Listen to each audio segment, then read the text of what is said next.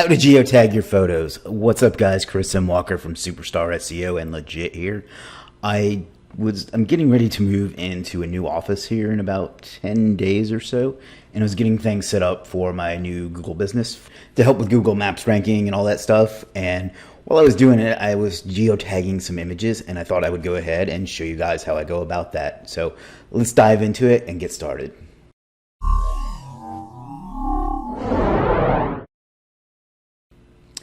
All right, so basically, before we get into the demonstration on how to go about geotagging your images, some quick hits on why you should and maybe some myths that are out there. The first thing is, and please forgive me as I wasn't super prepared for this video, it was kind of a whim, but the first thing is that it's not as powerful as it once was. So there was a time when doing this would help your maps ranking significantly. It still helps some, but it's not the game changer that it used to be, but it's still worth doing.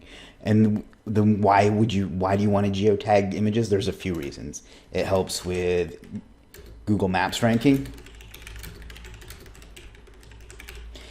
and it helps with Google image ranking. So suppose you have a local business, so I don't know, a Milwaukee plumber. If you have a picture you want to show up from Milwaukee plumber, geotagging your image to that will help it rank for that. So helps, pardon my typing, helps with image SEO. And I guess I should clarify what geotagging even means.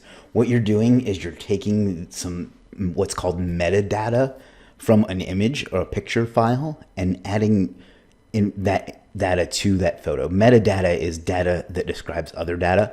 So basically what you're doing is you're telling Google and other devices and search engines and programs that this image was taken at this location. A lot of cameras do this automatically, but for pictures you have on your computer, it doesn't do that, and you want to add it to it. So that's what geotagging means.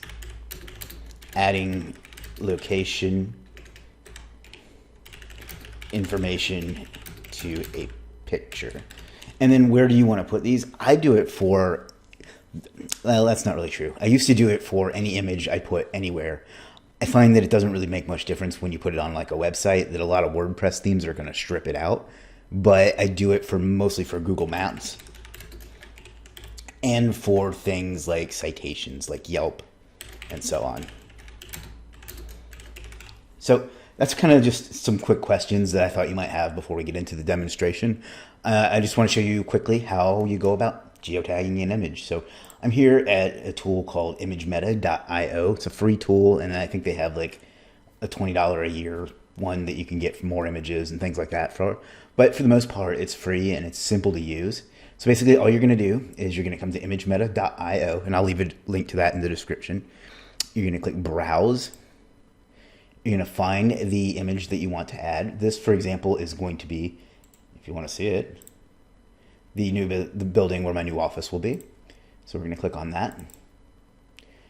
You can add more. I think this lets you do up to 20 at a time for free, and then more at the paid level. So title is going to be what you want the name of the image file to be when it's done. So we'll go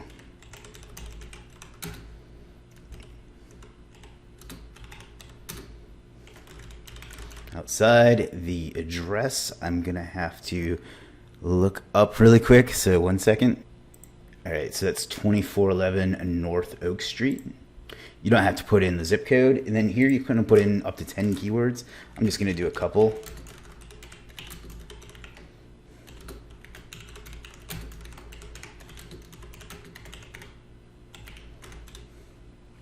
Rename your file. Yeah, you can do that. Let's just do that. And then change author name. This is where you put your own name in, or something else if you want. I could put the company name if I wanted to.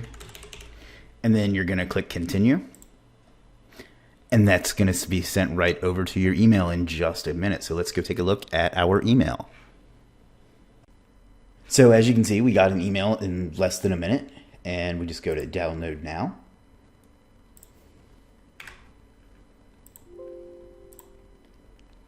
And then we're going to open that folder, and we're going to extract the image.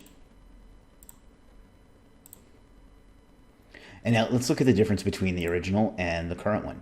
So if we go to right click and go to properties, and we go up to details, you'll see there's no information on the details of that particular one.